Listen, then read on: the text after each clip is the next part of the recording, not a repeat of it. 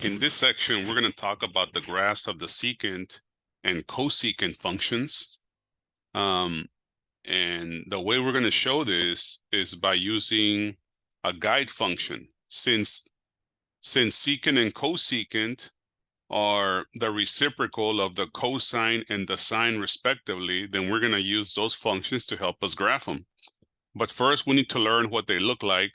So we'll begin with the cosecant. And so here's a generic value graph of the cosecant. You can see that it's got vertical asymptotes at odd values of pi halves. And then it's got the little circular, they look like parabolas going away from the x-axis. Okay, so let's write a description for it first, and then we'll go do an example. Let's start off with the secant. The domain of secant is all the values of x except where the intercept is. I'm sorry, where the asymptotes are. This has no x-intercepts. So the way we're going to write it is in set builder notation.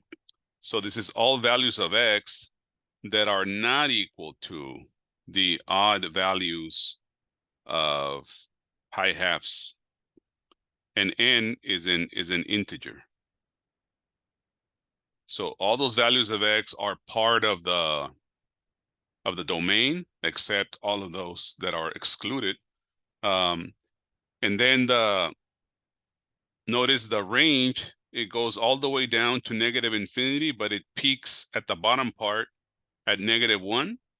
So that's the left side, or the left side of our interval notation, negative infinity, all the way to -1. And we put that in brackets because it actually does touch -1. And then the reverse is union with the other one, which starts at +1. So over here, and then it goes up to infinity. Okay, and we find similar values like the ones we use for cosine, except it's the reciprocal, right? So at cosine of negative pi halves, the value of y would be 0, and therefore secant is 1 divided by 0, which is undefined. And that way we find all the other ones. Okay, so let me just list them here.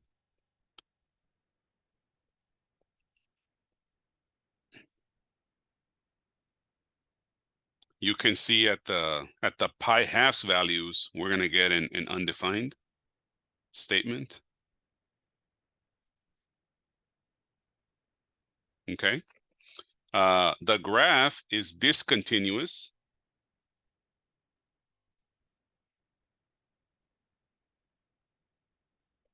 At values of x of the form x equals 2n plus 1 times pi halves, and n is an integer, and has vertical asymptotes at these values.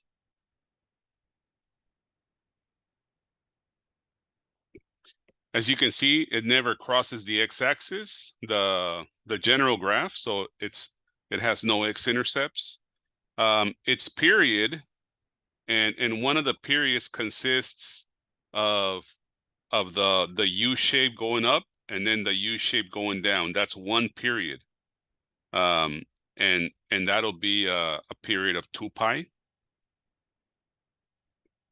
There are no maximum or minimum values, so this graph has no amplitude.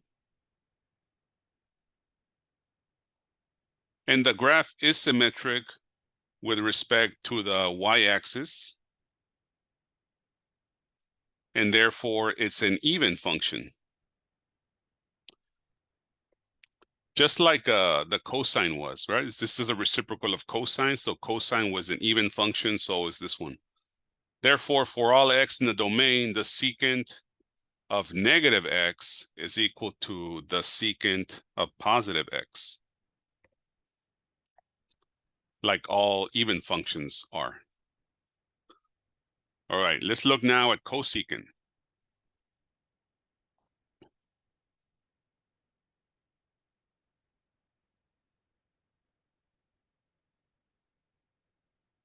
So the cosecant, in a similar fashion, is the reciprocal of the sine function.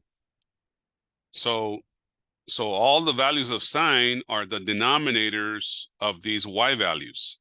So that's how you're going to figure them out in a similar way. So if you can see here, all the asymptotes are at multiples of pi. So at every one of those asymptotes, we do not include that in the domain. So the domain for this is all values of x such that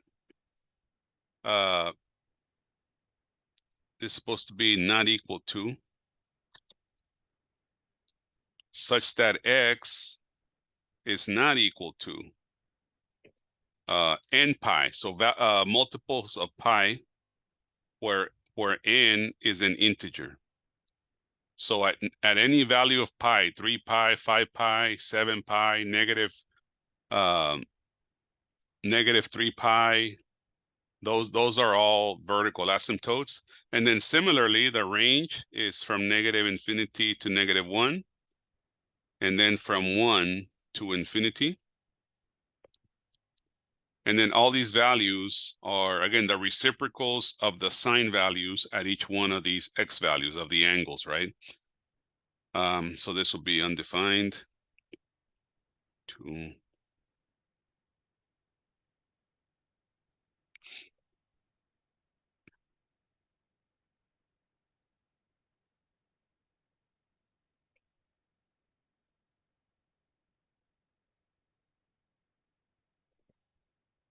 This graph is discontinuous at values of x of the form x equals n pi, where n is an integer, and has vertical asymptotes at these values. This one also has no x-intercepts. Its period is also 2 pi. So you can see that from here at 0 all the way to 2 pi is your period. There are no minimum or max values, so this has no amplitude.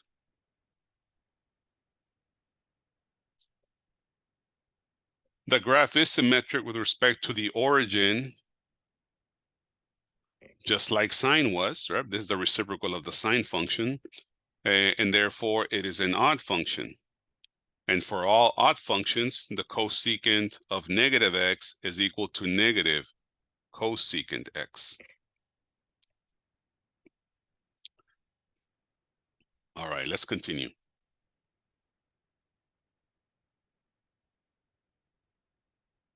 So here's a technique for graphing these.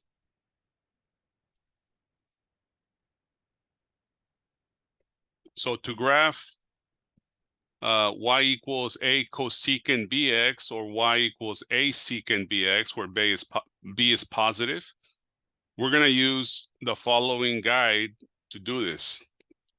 So we're going to graph each of these by using the reciprocal guide functions. So for cosecant, we're going to use the sine function, and for secant, we're going to use the cosine function. You first need to sketch the vertical asymptotes, and the vertical asymptotes have equations of the form x equals some number. We'll just call the number k, okay?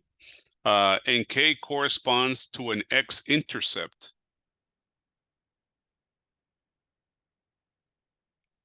Of the graph of the guide function. So the x-intercepts for the sine will correspond to the asymptotes of the cosecant, and the x-intercepts of the cosine will correspond to the asymptotes of the secant. So after we do that, we're going to sketch the graph of the function by drawing the typical U-shaped branches between the adjacent asymptotes. The branches will fall above the graph of the guide function when the guide function values are positive, and below the graph of the guide function when the guide function values are negative, obviously. The graphs will resemble those figures in the function boxes given earlier in the last 2 sheets. So let's give it a go on this one. So the graph is 2 secant 1/2 x.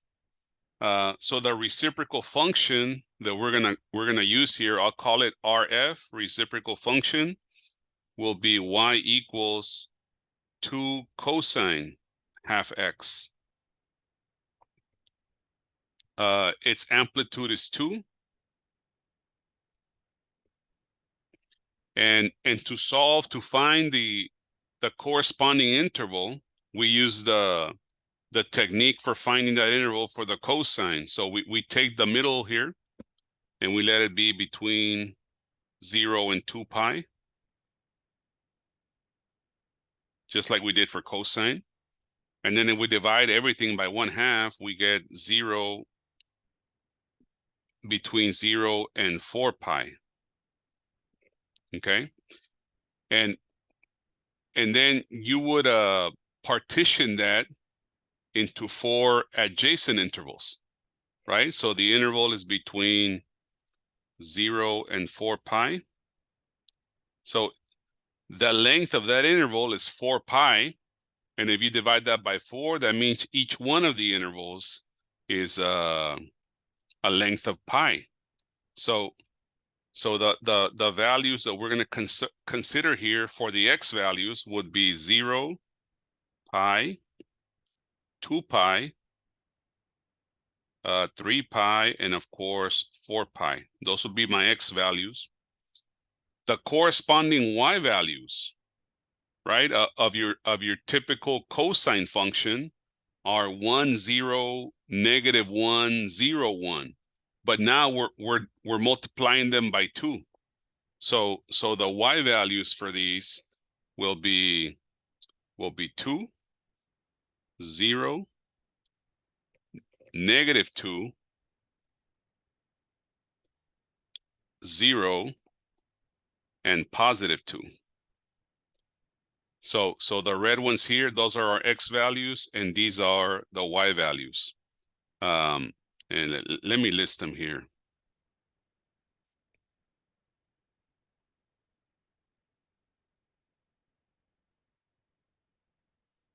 Okay.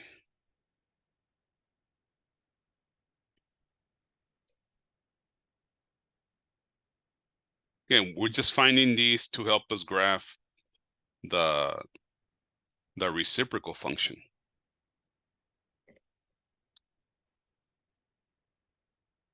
And remember so between 0 and 4 pi,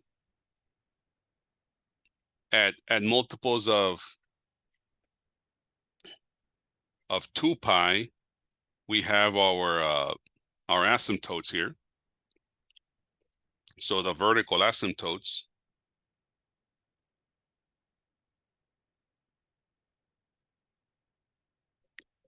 will be, so in my graph, I drew 4 of them: -3 pi, -pi, pi, and 3 pi. Okay.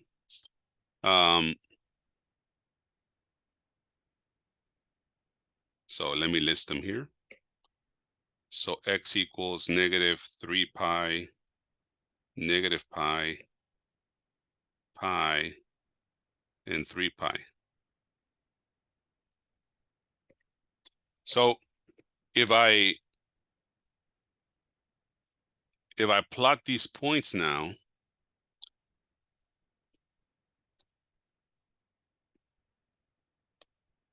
so let's do it from left. So 0, 2. Let's do it right here. Pi 0. And then 2 pi -2. 3 pi 0. And then 4 pi +2. Okay.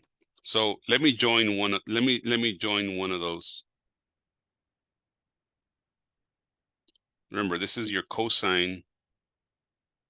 So I'm going to put it in dotted in the little hashed marks. Okay. Now I'm going to extend this to the other side as well.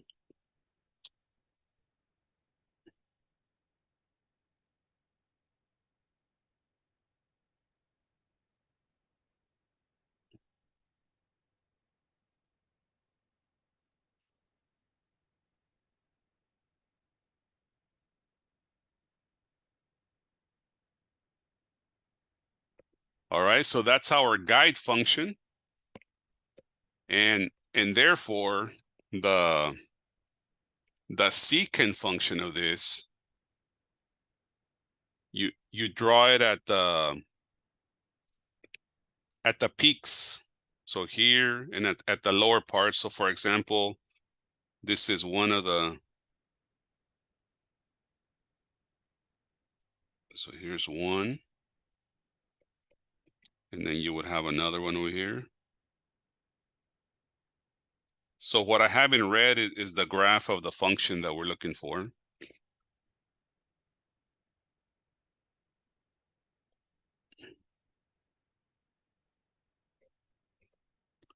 And here I'm gonna draw half of it. And then here's another half.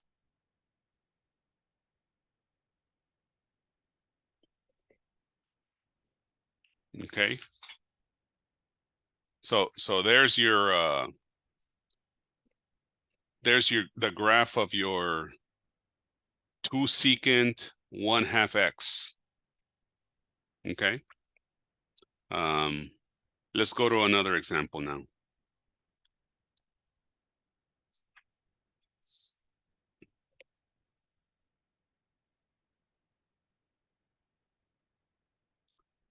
So let's look at cosecant now.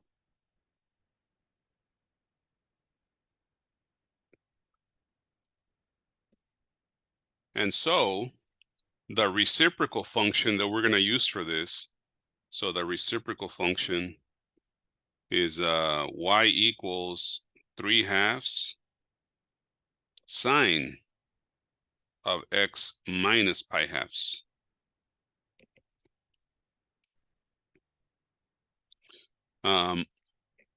And so if I solve for this, I want to find the corresponding interval, I would solve this inequality. And then if I add pi/2 to both sides, that'll give me pi/2 is less than or equal to x is less than or equal to 5 pi/2. Okay. And so the interval is between pi/2 and 5 pi/2.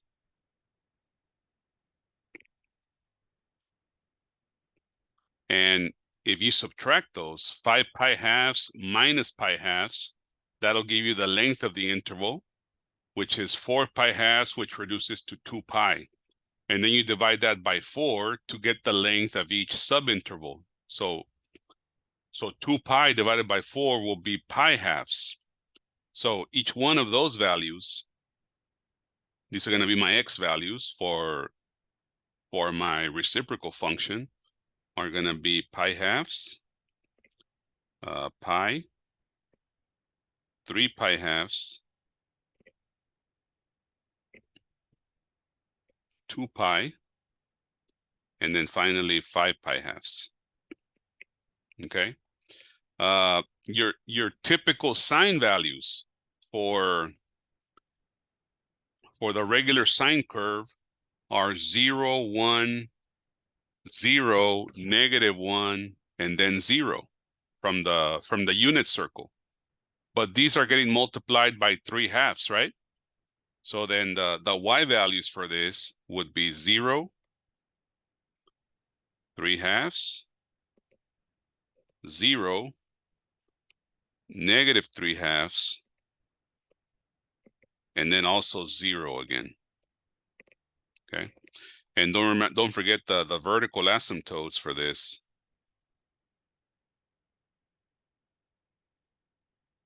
For cosecant,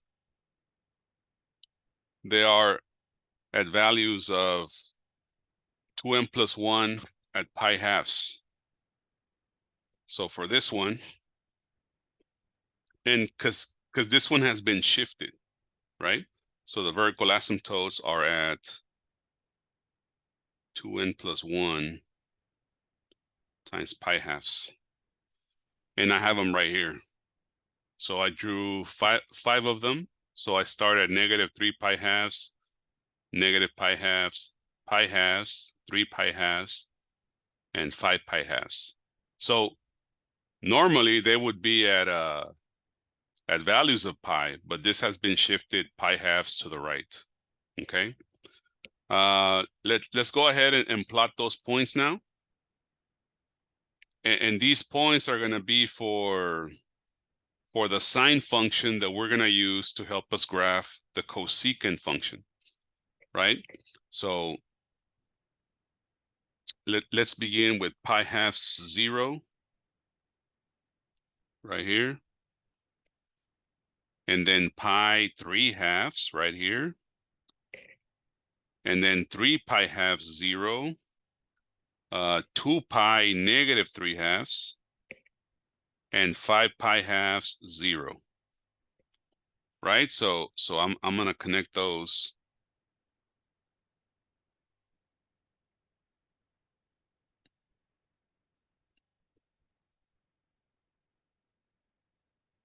And then expand that to the other one because of symmetry, right? So I'm gonna have one right here, one here, one here, and then one here.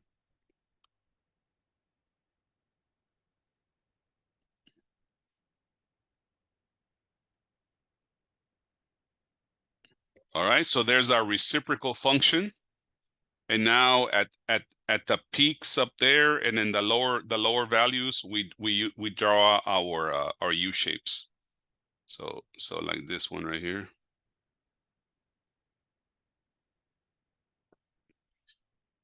And remember they hug the asymptotes.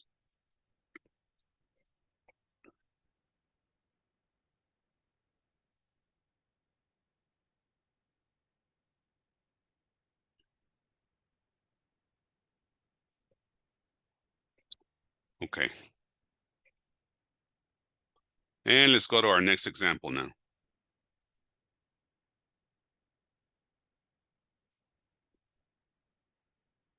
Sometimes you're going to be asked to see a graph and determine which function is it the graph of. So you're going to have to be able to recognize what it is. Here's a couple of straightforward examples, if you ask me. But you gotta know which one it is. Is it the cosecant or the secant, right? And that's depending on, you know, where the asymptotes are. And you might even decide that that the reciprocal function, right, or the guide function that you would use is either cosine or sine, and then go that way to figure out that it was the reciprocal of that, right? Like for example, this first one here, if you try to graph a reciprocal function, let me try to dot it here. Again, I'm not exactly sure that it goes like this, but look, this fits the mold for a reciprocal function of the sine. So the reciprocal of the sine is cosecant.